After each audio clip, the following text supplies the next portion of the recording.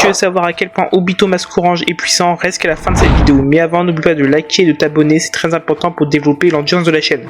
Bon, on va pas se mytho, comme Obito n'a pas beaucoup de feats dans son actif en Masque Orange, mais analysons plutôt sa puissance narrative. Comme d'après Minato qui a assisté de sources sûres à l'arc Pain dans le fort intérieur de Naruto, il affirme bien que Obito est un être hors du commun et qui est plus fort et plus dangereux que Pain et qui doit le manipuler dans l'ombre. Alors qu'on rappelle que Pain est dit comme l'homme le plus puissant de l'Akatsuki, ça se pose là.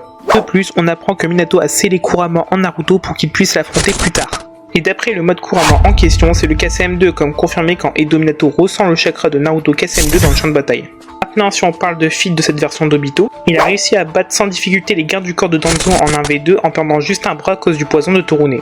De plus, il a réussi à battre Conan auquel il a failli mourir comme cette dernière a clairement préparé le terrain en mettant 600 milliards de parchemins explosifs. Pour contrer le Kamui d'Obito, mais finalement elle se fait avoir par l'Izanagi d'Obito et ce dernier lui fera avouer grâce à son Sharingan pour s'emparer des Rinnegan de Nagato. Autre exploit notable est qu'il a réussi à sauver Sasuke Mangekyou Sharingan du Jiton Doronoki avant qu'il meure atomisé. De plus, il a réussi à survivre à l'attaque surprise Itachi qu'il avait programmée dans l'œil de Sasuke grâce au Kamui d'après le databook. Ensuite, il a réussi à contrer le 4ème Raikage en V1 qui lui fonçait dessus à peine balle grâce au Kamui. Alors qu'on rappelle que la vitesse du Raikage rivalisait avec celle de Naruto KCM1 et qu'il a un Shunchi qui n'est pas inférieur à Minato d'après le databook. Et il en profitera au passage pour déclarer la 4ème grande guerre ninja aux 5 nations et repartir devant les 4 Kage comme si de rien n'était. Et pour finir, Kabuto a dû venir avec quasiment toute l'Akatsuki réanimée et Madara pour dissuader Obito d'accepter une collaboration entre les deux lors de la 4ème grande guerre ninja.